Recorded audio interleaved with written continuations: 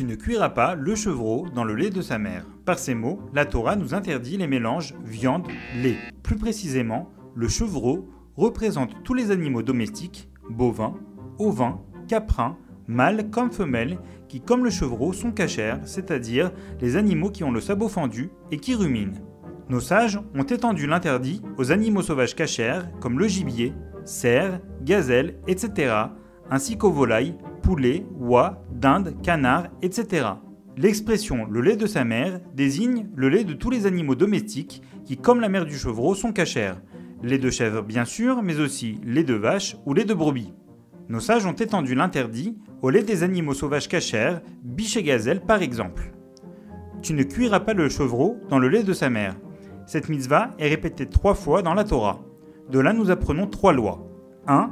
L'interdiction de cuire du lait avec de la viande. 2. L'interdiction de consommer ce mélange. 3. L'interdiction de tirer profit de ce mélange. 1. L'interdiction de cuire du lait avec de la viande est en vigueur même lorsqu'on ne souhaite pas manger du mélange. Comme les non-juifs cuisinent régulièrement du lait avec de la viande, il est également interdit d'allumer un feu sous un plat d'un non-juif dont on ignore le contenu. David, tu m'allumes la gazinière s'il te plaît? Désolé, chef Martin, ça ne va pas être possible. 2. L'interdiction de consommer du lait et de la viande cuits ensemble a été étendue par les sages. Il est également interdit de consommer du lait mélangé à de la viande ou bien du lait macéré avec de la viande, même s'ils n'ont pas cuit ensemble. 3. L'interdiction de tirer profit d'un mélange de lait et de viande cuits ensemble concerne tout type de profit. Il est interdit de le vendre, de le donner, Offert par la maison.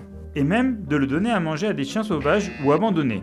Il faudra impérativement le jeter ou le détruire. En résumé, il est interdit de manger n'importe quel lait animal avec n'importe quelle viande, qu'ils aient été cuits ensemble ou non.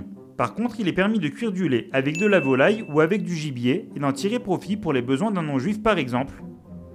C'est pour vous, chef Martin. Mais à 2 conditions.